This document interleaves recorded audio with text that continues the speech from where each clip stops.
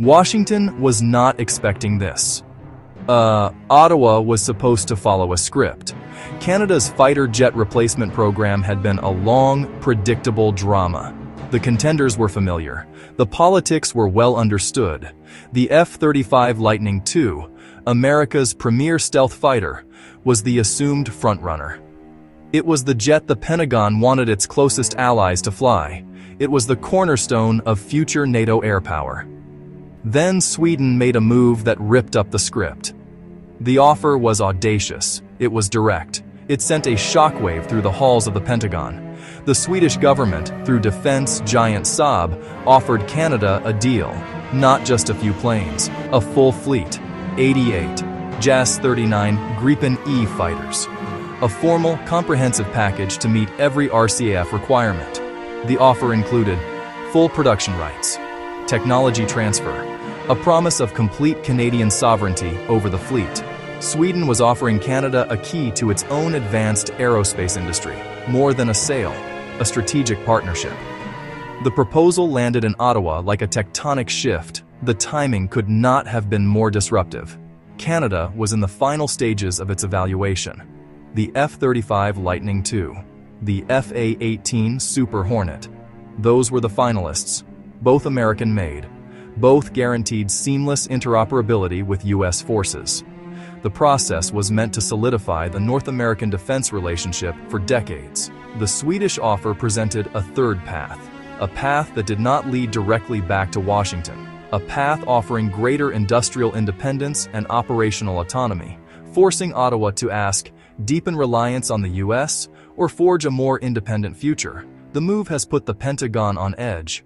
Washington views the F-35 program as a tool of alliance management. Allies flying the same platform strengthens operational cohesion. It simplifies logistics. It keeps American industry at the center of the global defense market. The Gripen offer challenges that framework.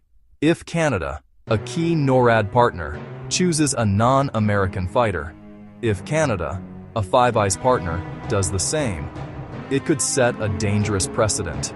Other allies might follow. The strategic assumptions governing Western defense procurement are under intense scrutiny, all because of one bold offer from Stockholm. Sweden's proposal is a masterclass in strategic competition. They are not just selling a fighter jet, they are selling a different philosophy of air power. The JAS-39 Gripen E is the centerpiece of this philosophy. It is a light, single-engine, multi-role fighter designed for a specific purpose, to be effective, affordable, and easy to maintain. Unlike its heavier, more complex American counterparts, the Gripen was engineered for dispersed operations from rugged makeshift airstrips. It can be refueled and rearmed by a small ground crew in minutes, not hours. It is the perfect tool for a country that needs to defend a vast, unforgiving territory on a constrained budget. The offer to Canada is tailored to exploit every perceived weakness in the F-35's bid. Where the F-35 is notoriously expensive to acquire and sustain, the Gripen promises a significantly lower lifecycle cost. Saab has guaranteed a fixed price per flight hour, a feature that appeals directly to budget-conscious officials in Ottawa. Where the F-35's sensitive technology is guarded jealously within a US-controlled network, Sweden is offering full source code access and technology transfer. This would allow Canadian industry to maintain, upgrade, and modify the aircraft independently, a level of sovereignty the F-35 program cannot match. It's a direct appeal to Canadian industrial ambitions. This move is not just about business for Sweden. It is about geopolitics. Historically committed to neutrality, but now moving closer to NATO, Sweden has a vested interest in strengthening its defense industrial base and building strategic partnerships. Selling the Gripen to a G7 nation like Canada would be a monumental victory. It would validate their technology on the world stage and secure the Gripen's production line for years to come. It would also position Sweden as a credible alternative to the US for advanced military hardware, enhancing its own security and influence within the Western alliance structure.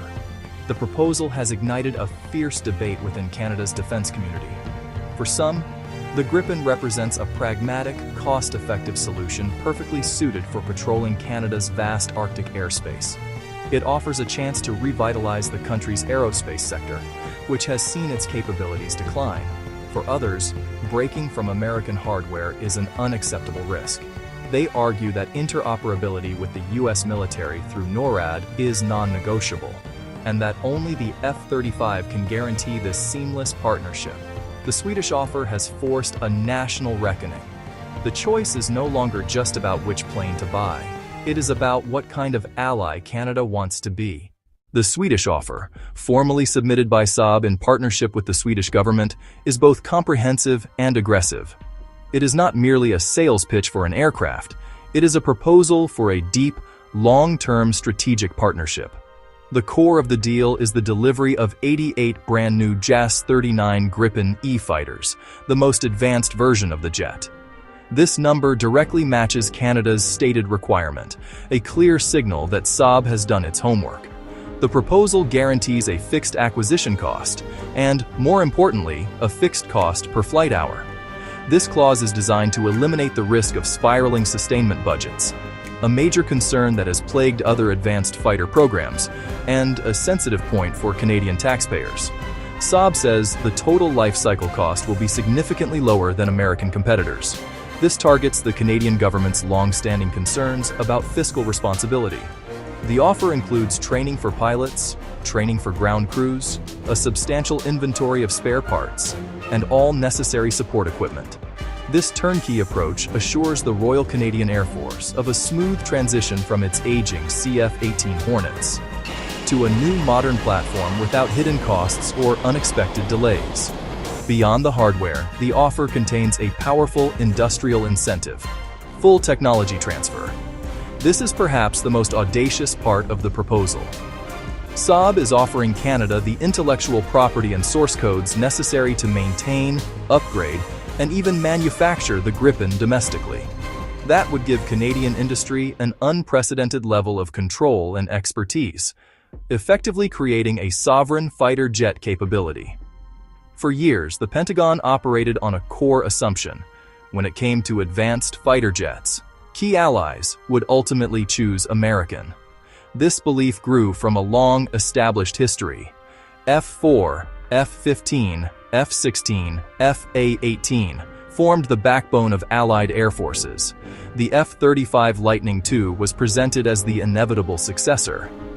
Washington treated the Canadian competition as a foregone conclusion. Canada, America's closest neighbor and NORAD partner, was expected to fall in line. The Gripen offer shattered that assumption. The U.S. promoted the F-35 for its fifth-generation edge: stealth, unparalleled sensor fusion. The Pentagon believed those features made rivals irrelevant. Saab shifted the debate from pure capability to a balance of capability, cost, sovereignty. The Swedish offer called out the F-35's astronomical operating costs and its restrictive, U.S.-controlled tech ecosystem. The Gripen E is not a true stealth aircraft, but reduces radar cross-section. More importantly, it's built to be flown frequently and maintained cheaply. The Pentagon is shocked this argument is gaining traction. An F-35 can go where a Gripen cannot, they argue. Saab asks, what good is a stealth fighter that's too expensive to fly and too complex to maintain in sufficient numbers? The shock grows when you add the Gripen's advanced electronic warfare capabilities, creating a cloak of electronic invisibility. A non-stealth fighter holding its own through superior electronic combat is disruptive to the Pentagon, which has bet trillions on low-observable airframes. Canada's journey to replace its aging fleet of CF-18 Hornets has been a long and politically treacherous one. The process has spanned more than a decade, marked by shifting requirements, intense political debate, and public scrutiny over costs. An earlier plan to procure the F-35 was paused and then reset due to explosive reports about escalating lifecycle costs and a perceived lack of transparency. This experience left a deep scar on the political landscape, making any sole source deal politically toxic and elevating cost control to the paramount concern. Canada's unique geography places unique demands on its fighter fleet. The country has the longest coastline in the world. It must patrol the second largest landmass. The region is rising in strategic importance as climate change opens new shipping lanes. Geopolitical competition there is increasing. Saab says the Gripen's design matches these needs. It was engineered for dispersed operations from basic road strips. It was designed for brutal Swedish winter conditions. That concept translates directly to the Canadian North. Proponents argue that makes Gripen better for Arctic sovereignty, especially compared with a more complex, maintenance-heavy FS-35. The FS-35 depends on large, well-equipped bases. Beyond operations, Gripen's industrial benefits are a powerful lure. It promises full technology transfer and a sovereign production line. For decades, Canada has been a junior partner building components for foreign-led projects. Saab's proposal offers a chance to be master of its own destiny. But Canada's aerospace industry is deeply integrated into the FS-35 supply chain. Hundreds of millions in contracts already go to Canadian firms for FS-35 components. Choosing Gripen would abandon that work. It's a classic dilemma: a bird in the hand or two in the bush. Be a valuable piece of a big puzzle, or be the master of a smaller one. The most significant strategic stake for Canada is the future of its partnership with the United States and the North American Aerospace Defense Command, NORAD. The F-35 offers the most straightforward path to ensuring this seamlessness. It does not possess the F-35's unique and highly classified Multifunction Advanced Data Link, MADL, which allows stealth aircraft to share vast amounts of data without being detected. U.S. officials privately worry that a Canadian Gripen fleet would create a two-tiered NORAD, where Canadian fighters might not be able to share the full, high-fidelity operational picture with their American counterparts in a crisis. For Ottawa, this becomes a question of trust. Does it trust that the technical solutions for the Gripen are sufficient, or does it bow to the Pentagon's explicit preference for the F-35?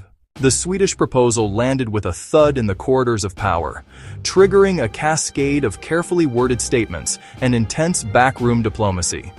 From Washington came a masterclass in quiet, immense pressure.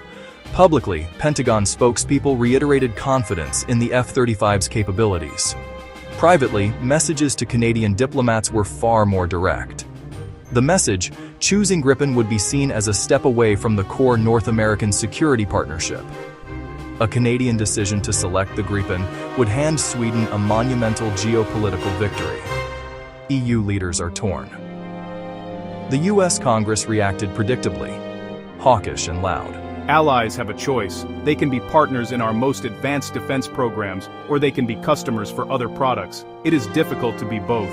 In the first, Ottawa opts for the Lockheed Martin F-35, the path of least resistance and deepest integration. This choice would reaffirm the primacy of the Canada-US alliance, guarantee seamless NORAD interoperability, a signal to the world that in matters of continental defense, Ottawa and Washington remain indivisible. This path, however, comes at a high cost in treasure and in industrial autonomy. The second scenario is the boldest. Canada chooses the Saab JS-39 Gripen E. This would be a declaration of strategic independence, prioritizing national sovereignty, industrial revitalization. By accepting Sweden's offer of full technology transfer, Ottawa would be making a long-term investment in its aerospace sector. This choice promises a lower, more predictable cost of ownership, but it carries immense diplomatic risk. It would strain the relationship with the Pentagon and signal a more assertive Canadian foreign policy. Ultimately, the most probable outcome remains a difficult last-minute decision in favor of the F-35. Institutional inertia, immense pressure from Washington, and the deeply embedded US-Canada security relationship create a near-inescapable gravitational pull. While the Gripen offer was a brilliant, disruptive gambit, the political cost of breaking with America is likely too high for any Canadian government. Yet Gripen's serious contention has permanently altered the landscape. It has shown allies are hungry for alternatives, and that the American model is not unassailable. Canada will likely buy the F-35, but Sweden's offer forced a necessary overdue debate, reshaping how alliances and defense partnerships will be negotiated for years to come.